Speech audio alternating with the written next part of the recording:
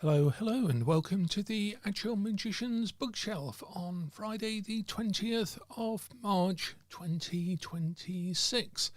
And hello to those watching this as a recording as well. I know a lot of people may not be able to make this live, particularly as it's the equinox as well. So I'm hoping people are celebrating, ritualizing, or spending time studying in accordance with the equinox itself. So what I thought I'd do today is perhaps not too long a video, as I'm in the middle of packing. I'm moving in the next 10 days, so I had short notice and it's been a bit of a roller coaster, if anyone's been following that on Facebook, and it's worked out okay, and I'm very thankful of that. Thank you everyone who has made kind offers or given me words of support. It's been very, very, very welcome. And it also reminded me that, it's people that count. It's good people that count. It's good people doing good things, particularly at the worst of times, that makes us who we are, what we are, and is part of the great work as well. There was a Indian guru who said that you can measure someone's spirituality by their relationships. And I think that's quite important to remember. There are too many, again, so-called occultists or magicians that have really terrible relationships with the human beings around them. And I do go by the dictum that spirituality can be measured by relationships, and putting the hard work into relationships as well is really important. So, hello Apox, hello Askazalia, and we have Tony moderating for us this evening. Very welcome for that. So I thought we'd talk about the Gregorian Angels today. I may be able to do another live next week, but that will be the very last opportunity before I have to decamp entirely, take down all of the cameras and microphone and lighting as I've got them set up, and actually move them into my new place. So yeah, I thought we'd just take a look at Gregorian Angels, because I'm putting the books away at the moment, and this one was on the pile. So if you have a copy of this, then that's fine. If you don't, I'm going to recommend it, and I'm going to give you a bit of background information about how to use it and stuff, where it came from. I mean, it's a massive, massive book, and it took 2 years to write it, but that was 2 years writing every single day with 3 people, so myself, Tarly and Charlotte, and the members of our magical order, the Order of Everlasting Day, worked on this for a year every single day. So basically everyone was putting in the work, but Tarly, myself and Charlotte were basically writing it up and writing material for people to work on every single day. And we did that for a whole year without missing a single day. No matter what was happening in our lives, we managed to write our piece for it. Hello, Nerdy Rodent.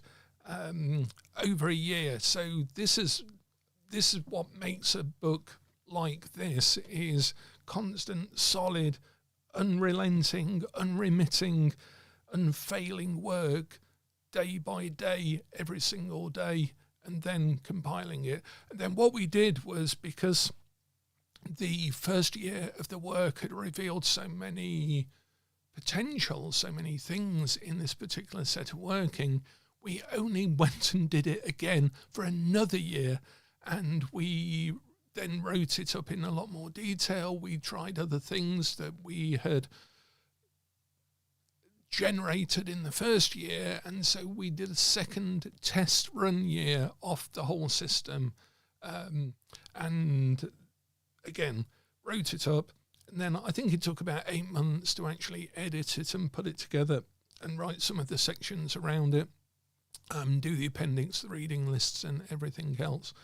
But what this is I think it's a piece of work that's very similar to the work of Dee and Kelly with the Enochian spirits, in effect, they generated through magical squares and the Enochian language, the angelic language, they generated the names of angels out of permutations of Hebrew and in some cases sort of Latin word squares, word shapes and things like this. And then they worked with those angels, and some of those were recognizable. For example, Michael, Gabriel, Uriel, Raphael and so forth. And some of them belong to the hierarchies that we see in the grimoires, but some of them were entirely what we might call synthetic. They actually had, it's a nice cover, isn't it? They actually generated names on different planes for different entities. And this is particularly a grimoire tradition. It's very much a synthetic way of generating presences or demonic entities, magical squares and so forth. You'll see it in the Abramelin, you'll see it in the Grimoire of Solomon, you'll see it in the Black Pullet and various other occult and esoteric manuals of demonic magic, things like this, that there are magical names, and magical names have power. Now, for us, because we're working in the Western Esoteric and History system through correspondences, we had magical names, but we also had their correspondence to tarot cards. And through the tarot, we could make this accessible and open to everyone who was a tarot card reader already, because they've already put in the work to understand the nature of, say, the major arcana. So we realized we could key open the Gregorian angels through that. Now, the secret recipe to generate the names, as you'll see, is briefly described, but then I tend not to dwell on that because, one, it's slightly esoteric, and two, it's not the important thing about this. It's no more making up magical names than any other system or even any other language. We have all decided arbitrarily to call a cat, but in other languages it isn't that. It's gato, or I was trying to remember the Japanese, neko, and things like that. So but it was probably just the sound of a cat, like in ancient Egypt, like psht, became pasht or pashet, which became the name for a cat, or originally the cat goddess like Bastet, but that came from a sound. There's actually only one reference in recorded history of how the ancient Egyptians pronounced things and spoke, which is mind-blowing when you think about it, that there's no living record of a description of the sound of ancient Egyptians. So we have the translations, and we have, since Champollion, we have the translations and the ability to translate hieroglyphs, but we're not able to speak hieroglyphic. We're not able to speak ancient Egyptian. But there is one record in one of the Roman authors who, I can't remember what he was referencing, but he said the ancient Egyptians spoke the names of things as they sounded. And this is why I have that whole thing about Thoth, that there's a lot of online sometimes chatter about how do you pronounce Thoth, like in the Book of Thoth, or the ancient Egyptian god of knowledge and the scribe, the creator god, the moon god Thoth. And in the Greek, it's Tehuti or Jehuti. And there's no real way of knowing how to, you can pronounce the Greek, you can pronounce Thoth, the transliteration of the sort of accepted pronunciation of the hieroglyphs, but there's no known way of pronouncing it. But to me, it's interesting that the God is depicted as an ibis-headed human. And if you go and search for the particular ibis that it is, the Nile ibis, the black-footed, I think, or black-crested Nile ibis, it makes a certain sound. And that sound is to hoot, to hoot. If you were going to sort of almost anthropomorphize the way of saying it, it's to hoot. And so to me, that sounds like the Greeks would have then heard Egyptians saying that bird and that god is to hoot, and then that would have become Jehuti, and then that became Thoth. So if you want to know how to pronounce Thoth, my guess is to make a bird sound like an ibis, which is to hoot. So I'll henceforth refer to the Book of Tuhut by Aleister Crowley and so forth. So again, language is all made up. It's each of these words was made up at some point or another. So there's a system, an esoteric system behind these letter codings, these letter variations for the Gregorian dates. So it's from the numerology of January and the 15th day of that calendar month within the Gregorian system. So this does not match other calendars. It is based, again, on the arbitrary, semi-arbitrary breakdown of the Gregorian calendar. But that's a system, that's a set of correspondences, a calendar, a diary, a wall planner.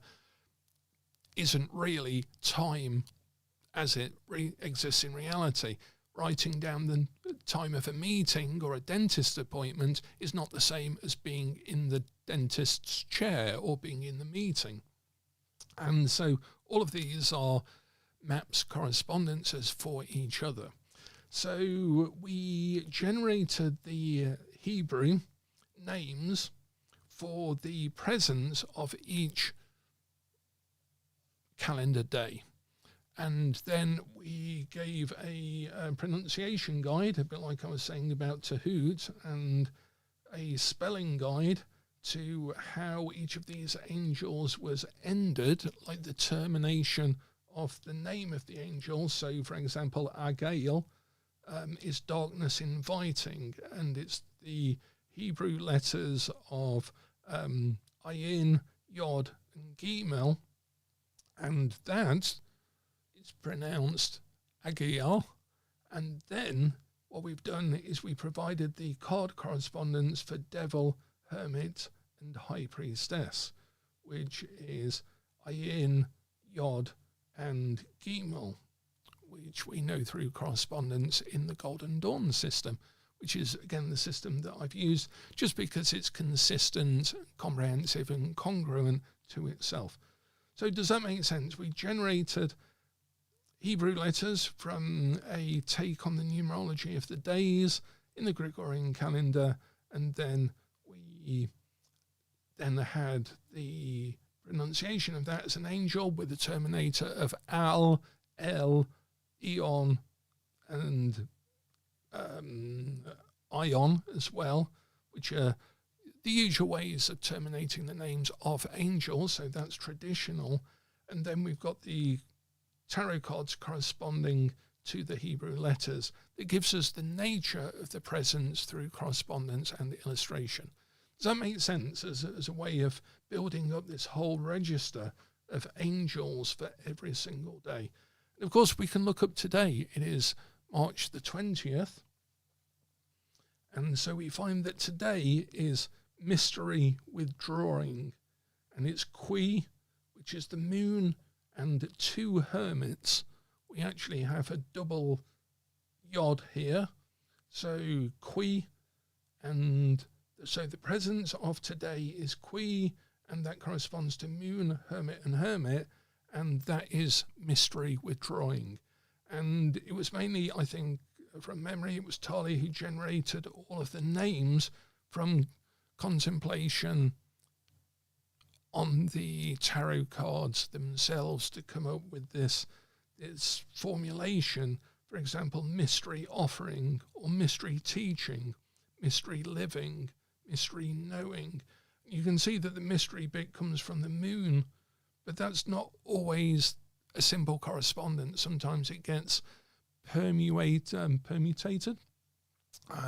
What's the word I'm after? Mutated. It gets mutated to fit the other cards in order to make a sensible name of the presence. Now, interestingly enough, Hakid, which is an angel we've worked with quite a bit as the 4 quarters, which I'll come on to in a moment, is power blossoming, and that is Emperor and Wheel of Fortune. And quite often, the spring equinox is between March the 20th or March the 21st, and so power blossoming, Hakid, the Emperor and the Wheel of Fortune. So we've got the Aries nature of the Emperor and the Wheel of Fortune, which is the turning of the seasons, for the spring equinox angel. So we refer to Hakid as the spring equinox angel. Now that is entirely arbitrary, and that entirely comes out of the numerology. It does not come out of the nature of the date itself. So the fact that it is the 3rd month in a seasonal cycle is irrelevant to the letters that are generated from that date, from that calendar date.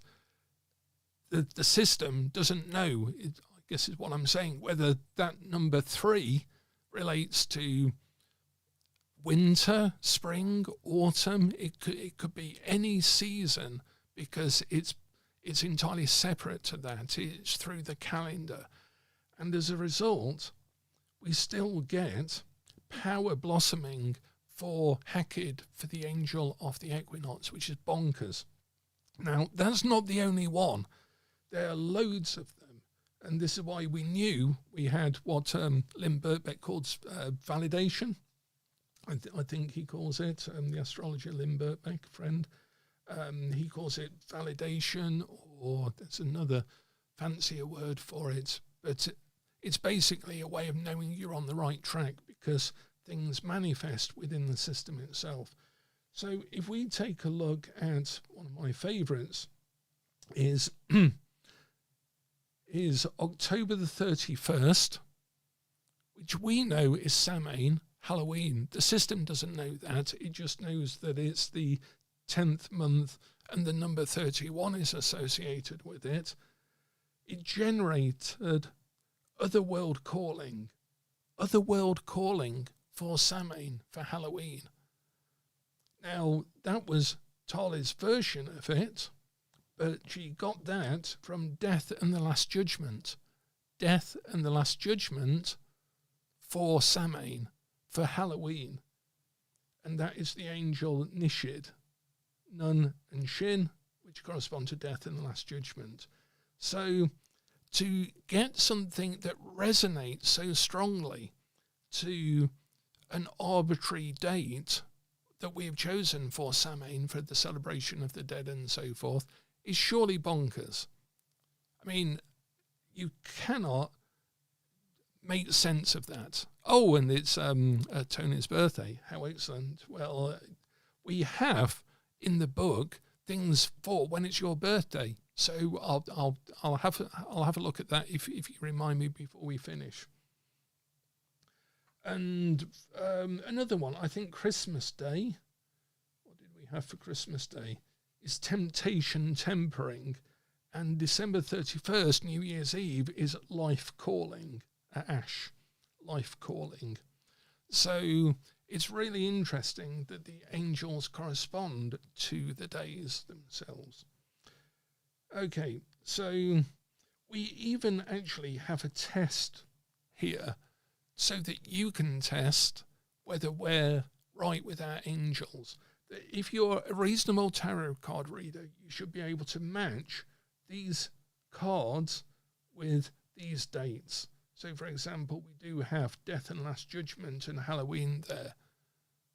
But we also have molecular toxicology, the Universal Declaration of Human Rights, and a couple of other events that you can match with those. So each of these, A, B, C, D, and E, has a corresponding 1, 2, 3, 4, and 5. And you just juggle those around and they fit into place. To most tarot card readers, they'll be able to get which order those are in. And then that proves our system for us, because there is no way that the system could have generated that particular combination of cards for that particular event on that particular day that then match what a tarot card reader would also have as those correspondences. And we could have done that with most of the selections of the dates. Some are quite nuanced, but most are fairly straightforward. So when we look at our main 4 quarters of the Angels of the Great Cross, we actually have these for the 21st. We selected the 21st. It can vary between the 20th and the 21st. But we have Autumn, which is Ikion, Way Turning, Hermit, and Wheel of Fortune. You'll notice that all 4 of them through the year also have Wheel of Fortune, which again is generated from the numerology, not the fact that it's a solstice or an equinox, which again is bonkers. The system just generated itself. It was as if we were discovering it, not creating it. For winter, Skion, Alchemy Reworking, Temperance, and the Wheel of Fortune. For spring, that we have now, Hakid, Power Blossoming, the Emperor, which of course corresponds to Aries, the spring equinox, which again is not built into the system. That was generated out of the numerology, and the Wheel of Fortune. Then for summer, we have Zachiel, which is Love Turning, and that's the Lovers. So we have turning and turning, reworking and blossoming. Then we have the Way, we have Alchemy, we have Power, and we have Love at these 4 stations of the Great Cross. So we can then use all of this in a very practical way. For example, in autumn, we have the Hermit, which is the works of contemplation and time. In winter, we start the works of sustaining the spirit and preserving resources, which corresponds to temperance. Spring, the Emperor, the works of power and expansion. And the summer, the Lovers, the works of relationship and celebration, coming back to the importance of relationship there as well. Now, for each of the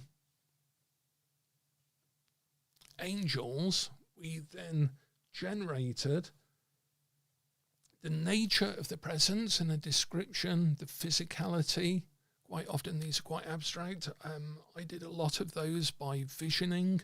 So I went into a trance state and actually waited and called upon that particular angel in order to meet it and get a sense of it in a physical sense. Then the birthday qualities, those born on this day, and so we'll find out what Tony is like by looking at his birthday qualities. And also one of the things that Tali did was on this day was born, died, or some symbolic thing that happened on that day. And quite often she was able to find something absolutely perfect for the correspondences. Again, with that test at the start, we can get someone to find the right events for those right tarot cards without even knowing that those are part of this system. And again, those are generated entirely abstracted from anything that was happening on that day. It's based on the numerology of the day in the Gregorian calendar and not an event that happens on that day. But it still corresponds, it resonates across the system. And then Charlotte, in particular, worked on the affirmations, welcoming the presence, and from her counselling background and psychology work and so forth, how we might actually block the presence, and that's almost like a reversal of the angel itself.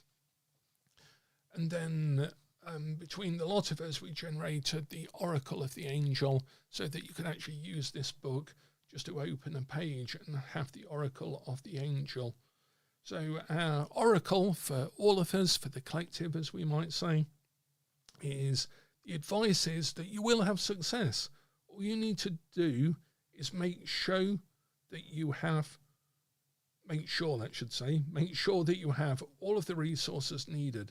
A good time for investments. Now, I'm not giving investment advice, but it's a good time to invest in your future, is what the oracle of the angel. Now, that's the oracle of the angel of April the 2nd, but it's visiting us today to give that oracle because we've used a bit of bibliomancy. So that is our oracle of today for all of us. So let's take a look at Tony's birthday, 31st of October, Samhain.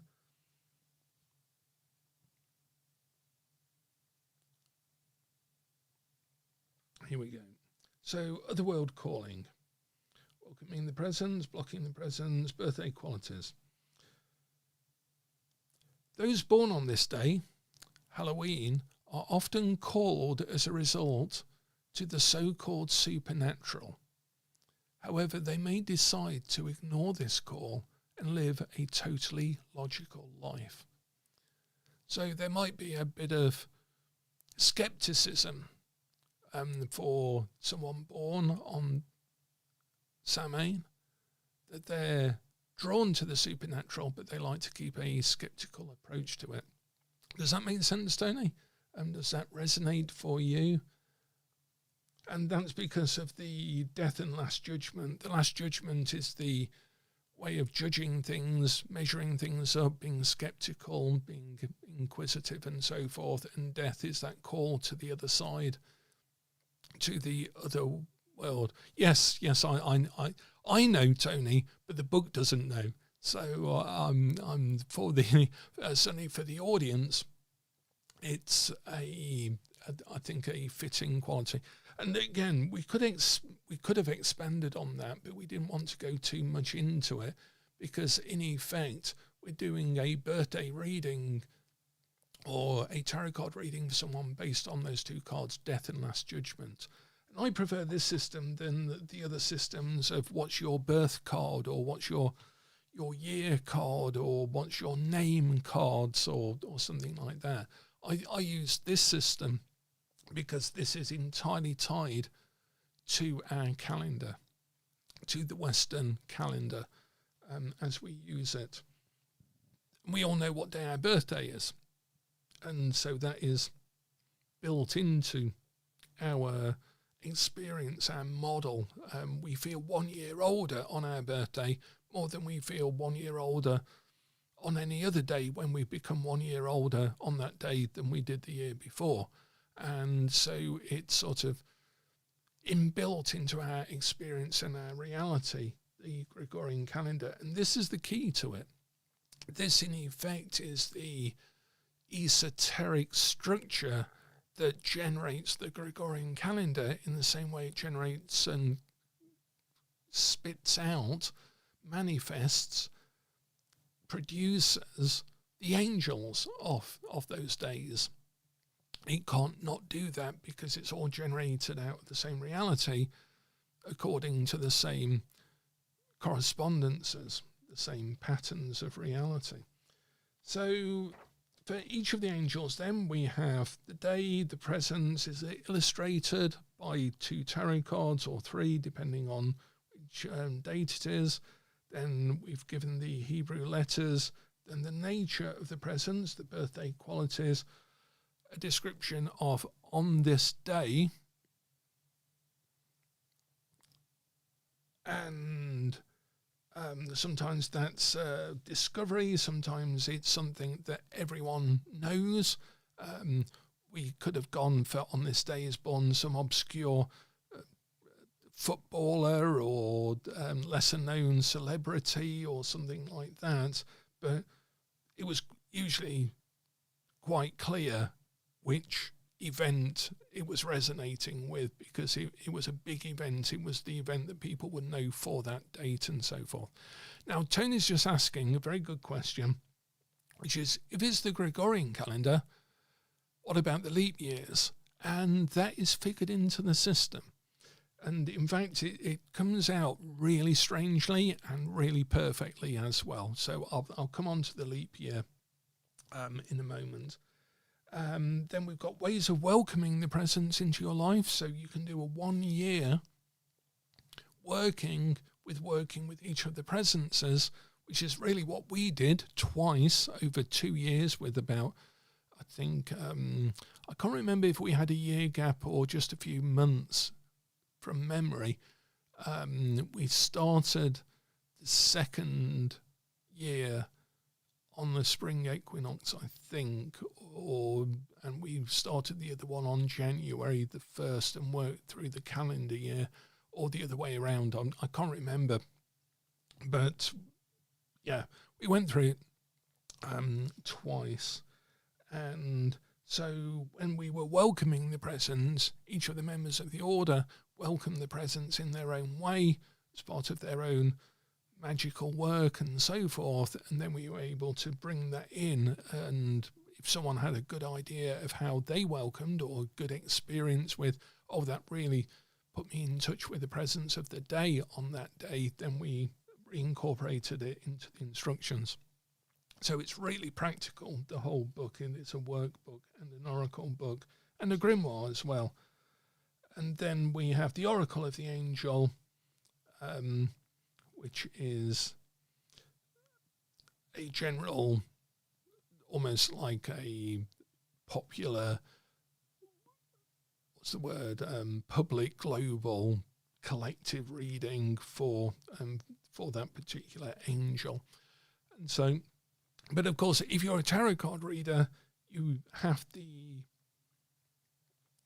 tarot cards for this, and as a result, you can generate not only what we've done, but you can see where we might have gone with it if we were going to write 10 times more for each of these sections, because they're only an extension of those tarot cards. We kept ourselves entirely, and we only needed to work with the cards, work with the angel's presence, and not really have to think of anything else or research something else or add something else or anything. There's enough in the cards to actually generate the whole system, which is why we love teaching tarot, because there's so many things you can do with it once you understand that it is a language. It's a way of speaking about the world, and through language we can then, language is used for all sorts of things. It's used to write songs, it's used to write business contracts, it's used to provoke a war, it's used to stop a war.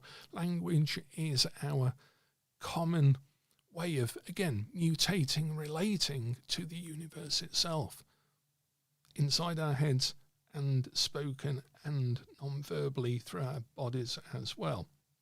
And so as a result, this is a way of working with our relationship to the universe through language.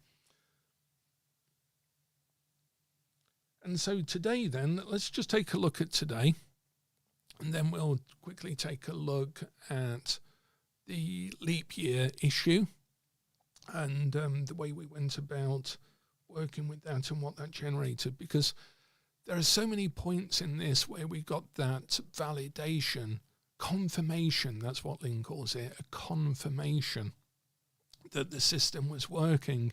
And the angels of the four quarters were one, the angels of Christmas, the New Year, Samhain, and a couple of other added on events in the year made sense. Valentine's Day, for example, just because it's second month and day 14 of the second month, the numbers 2 and 14 have no relationship to love or Valentine or all of the things regarding that, but they are recognizable that, oh, it's the second month and the 14th day. But the numbers 2 and 4 don't know that they're associated with that. But in this system, again, a validation and confirmation that we were on the right track, because it generated exactly the sort of cards and therefore the angel and the presence that one would expect through correspondence. So, Yeah, someone asked me today actually on YouTube about what real things about magic have I seen work. It actually gave me a good idea for a short little book of 10 occult cases, a bit like Dion Fortune wrote about, of real things that really did happen and that we have proof of it, because these days a lot of the things we do are videoed, are publicly recorded, and in my case, people were present and understood and knew what was happening with a particular magical thing. So there are credible witnesses, we might say. And so I thought I'd choose 10 of those, maybe write about them in a book called 10 Occult Cases. But more importantly to me, not to talk about those per se, because one can generate those things, one can answer that sort of question, because people want to know, really, have you seen actual magic? Have you seen, have you done an invocation of an evil spirit and actually seen it in the circle? Or more appropriately, the triangle. If it's in the circle, you've got problems. And people are interested in that sort of thing, the tangible, visible evidence of the esoteric. And to me, more importantly, to answer that question is, yes, I have seen those things. Yes, this does happen. Yes, it is real as far as I'm concerned, at least. But more importantly, it's what does that mean to the person asking the question? Is it important for them to know that so that they can keep some sort of illusionary view of the world that is being made up of other people's stories? Or is it going to prompt them to experiment, to inquire, to try, to question, to study, to work, and all of the important things so that they can test those things out and have those experiences? And I thought, if I put those in the book, maybe I can use those to talk about what that means about the universe, what that means about magic, what that means about our human experience when those sorts of magical events that other people see are supernatural or unusual or weird or occult or literally magic, that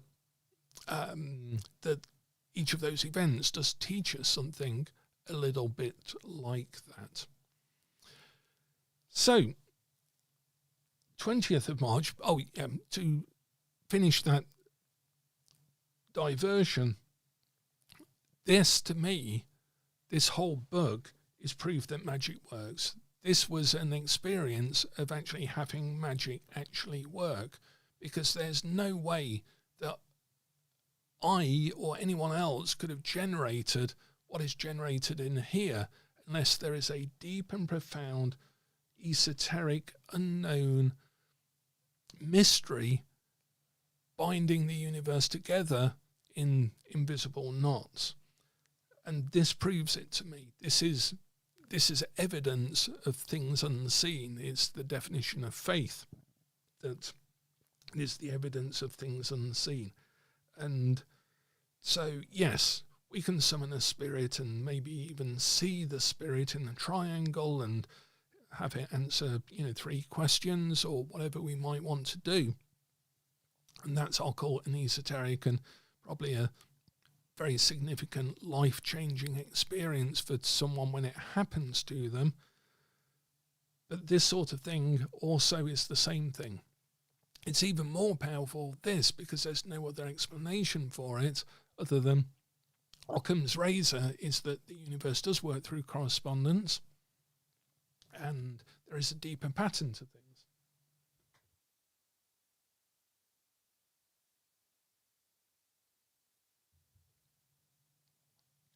So there's a sort of proof to this, whereas with something like someone sees a spirit, unless they can actually video that, and to my knowledge no one has ever videoed that because it doesn't necessarily show on video, that sort of thing.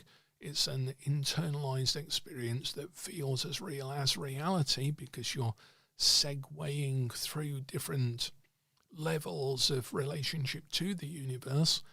and that's why the occult will always be occult. But sometimes, you can photograph something. I photographed a few things with the Abramelin where you can physically see what I was seeing, and otherwise someone will just say, well, you hallucinated it, you imagined it, you were in an altered state, something happened and you misinterpreted it as something occult or esoteric. Whereas this is almost mathematical in its proof.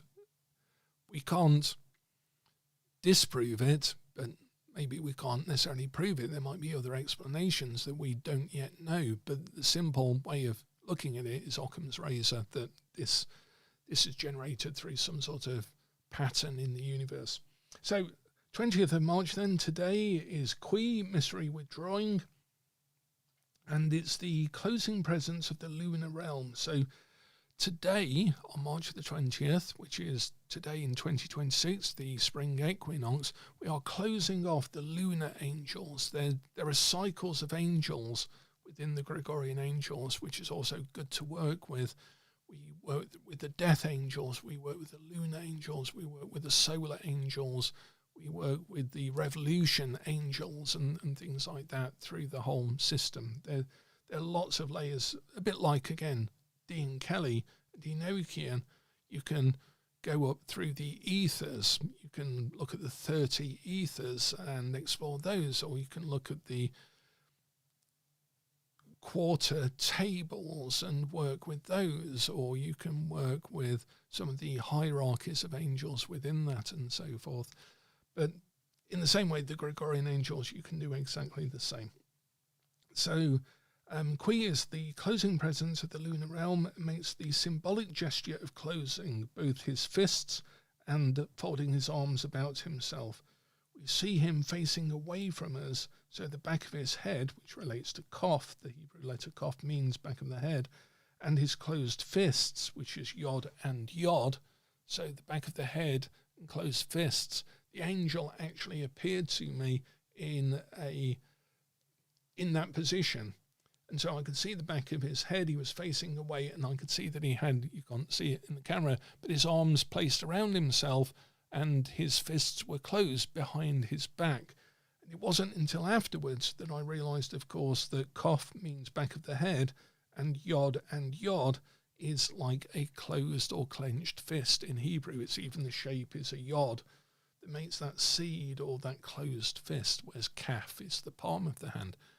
Now, again, how embedded do you have to be in correspondences to have the Hebrew letters somewhere in your unconscious and then immediately see the angel corresponding literally to Kof, the back of their head, and two Yods, which is the name of the angel, is spelled Kof, Yod, and Yod.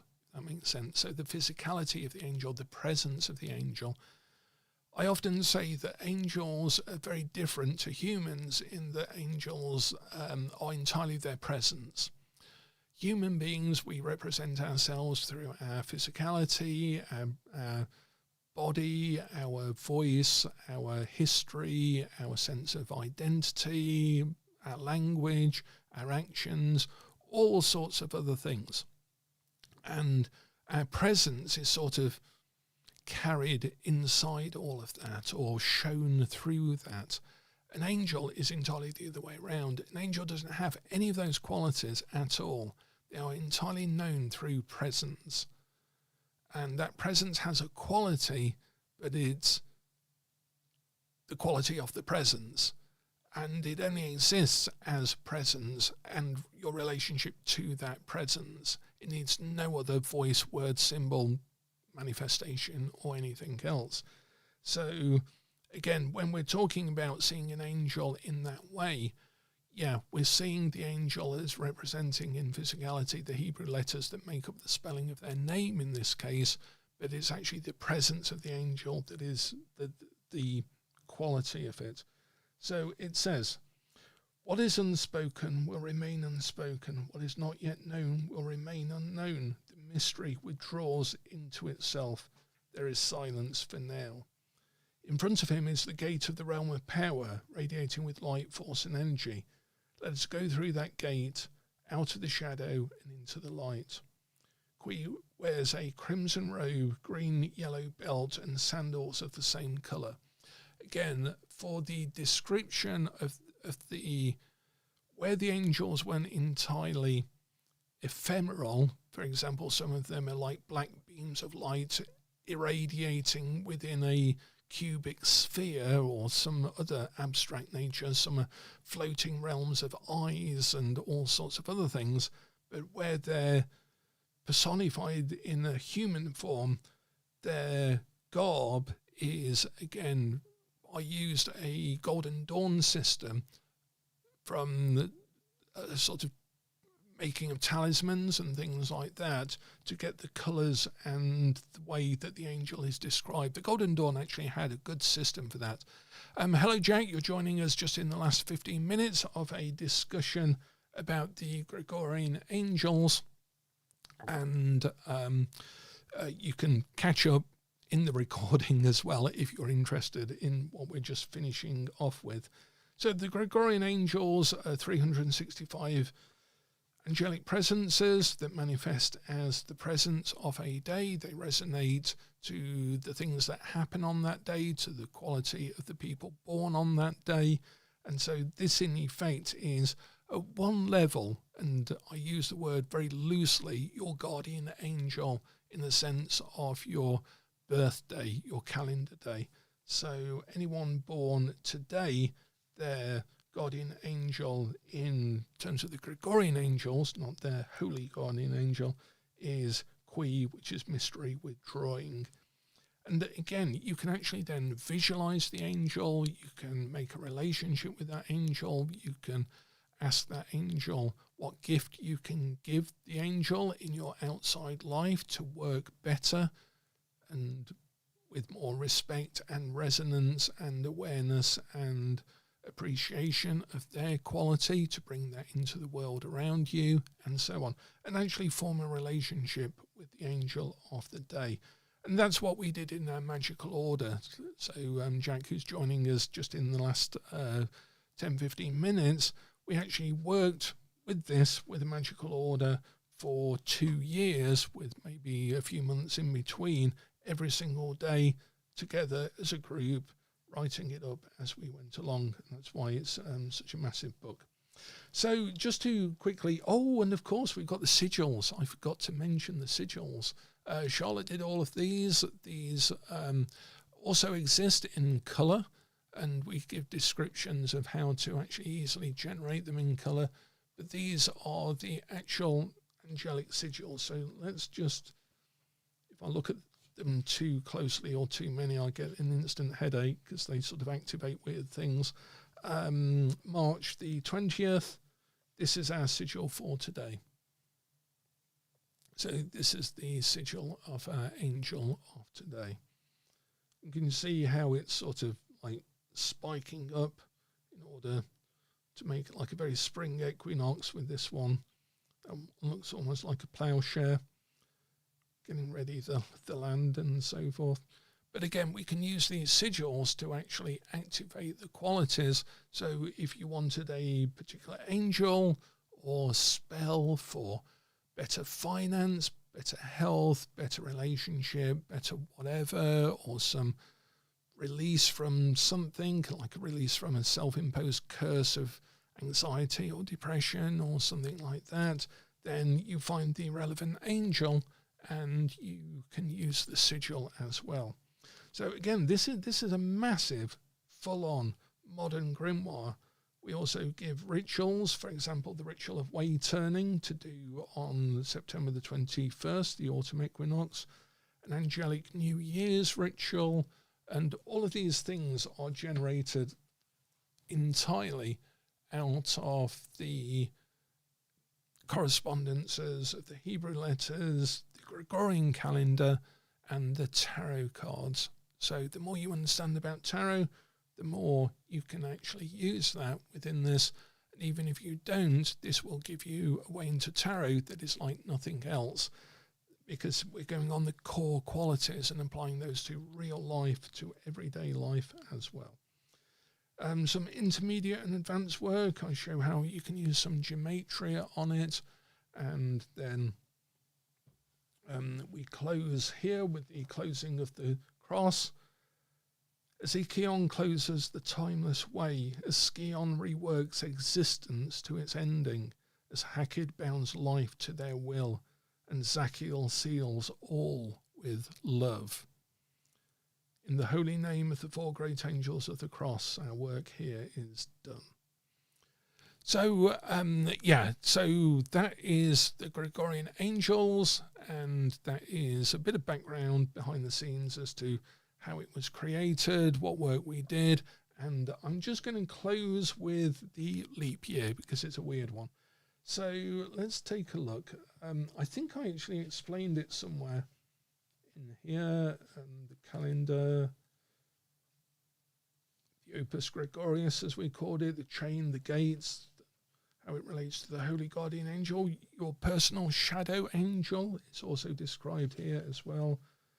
The checkpoint angels. Now, in our magical order, we have a checkpoint in people's work at each of the equinoxes and solstices where we check in with each other as to how we're going, and each of the angels asks us, challenges us at a gate in order to make progress in an ascending spiral through each year. And again, we use this entirely for that.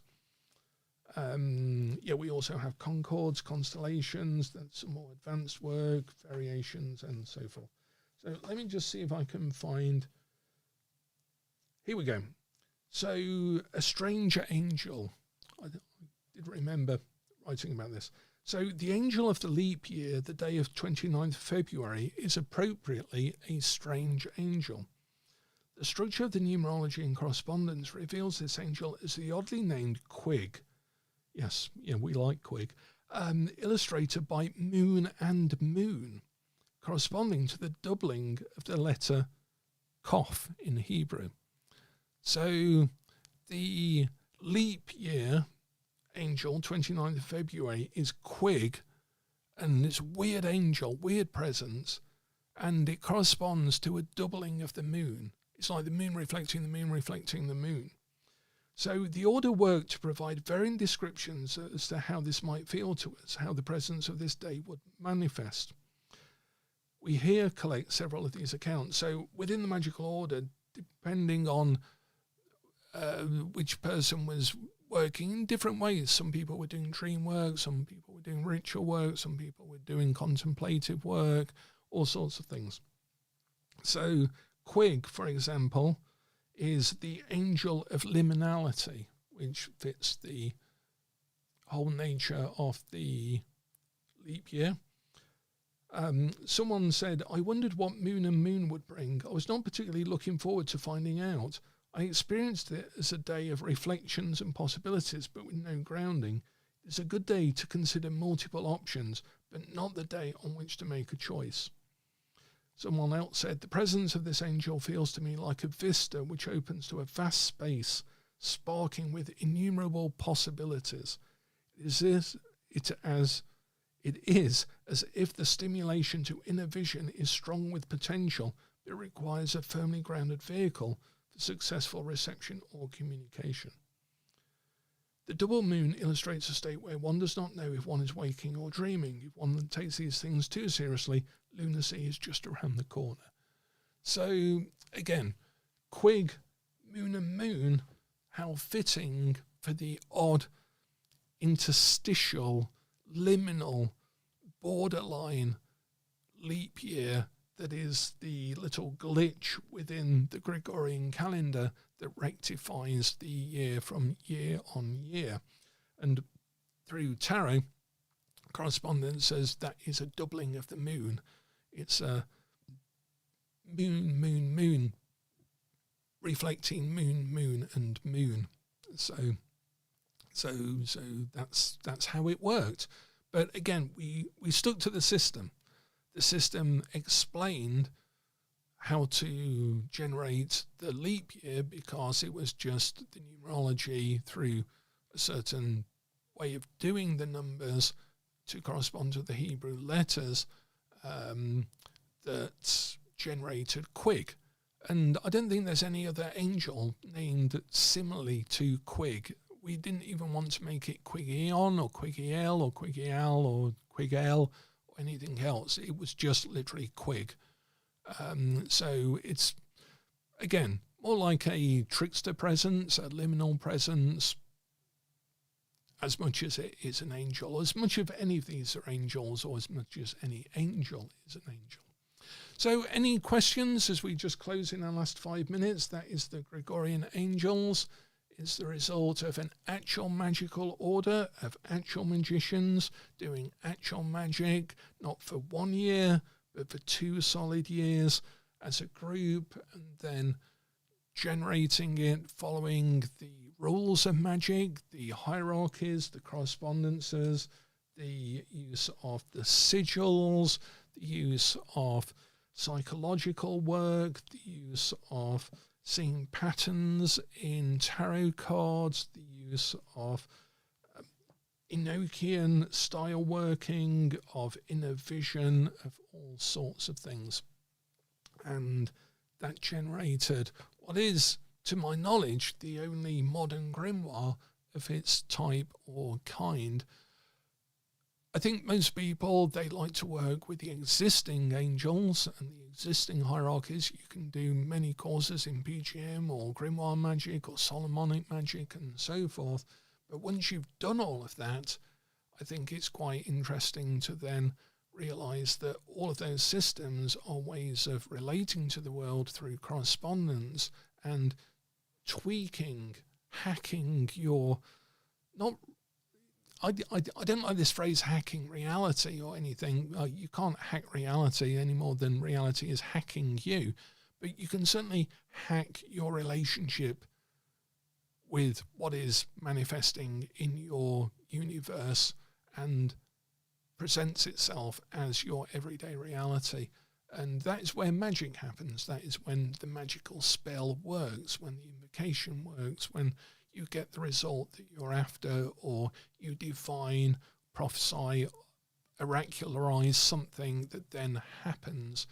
And more importantly, it was very useful that you were able to divine it in advance and make certain decisions, because there are too many people who just like to, the idea of, oh, I thought this was going to happen and it did happen.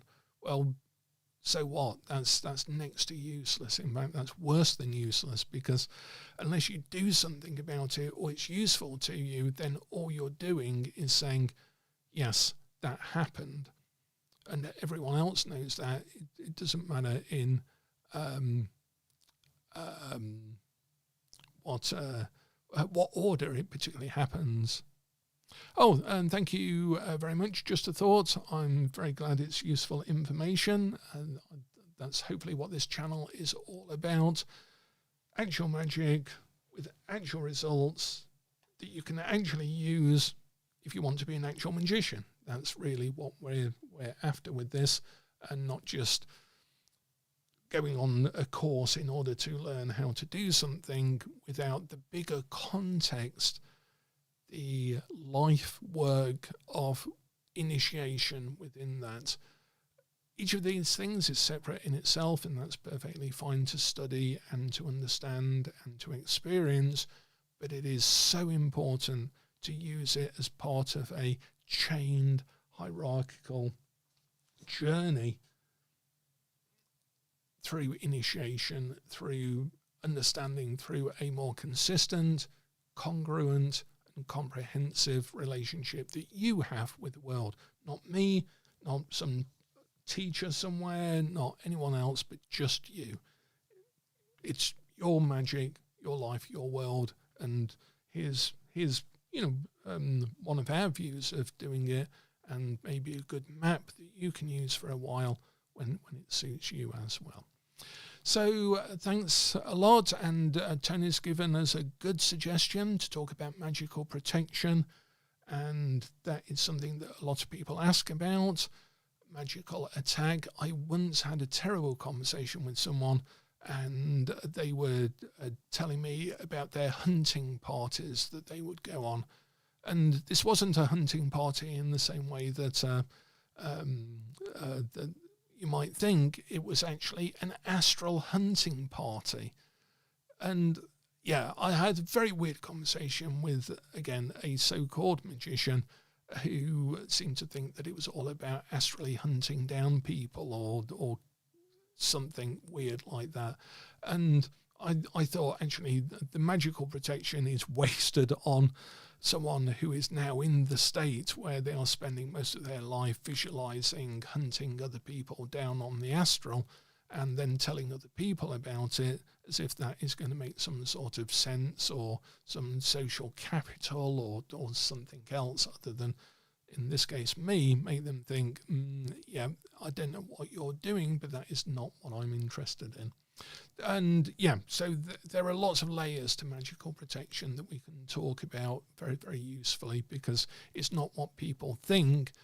And I know people like to think it of a certain way, so we can talk about that as well, like casting a banishing ritual and a rose cross and why those are different and so forth. So thanks a lot, everyone, and thanks for bearing with me whilst I've been going through the a very slender razor wire of an abyss of late, with the being made homeless potentially, but again with 10 days to spare, I was presented a property that is in the locality, so I don't have to move out of my whole area, which is what I was about to have to do in order to meet this challenge in my life at the moment. So I'm going to be moving within the next couple of weeks, and I'll keep you updated as to when the channel is live and so forth.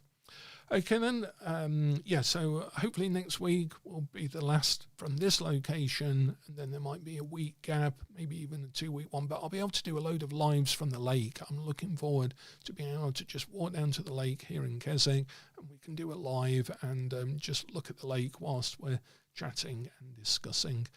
Very much looking forward to doing a lot more of those, and from the Stone Circle and so forth. So thanks a lot, everyone. Look, have a great weekend, and work on relationships. I've decided that that's going to be one of my new tasks, is to continue to work on relationships, because they're very important, particularly in the world that we have presented to us at the moment. So until next time, everyone, have a great weekend, and as ever, the worker is hidden in the workshop. Thanks a lot.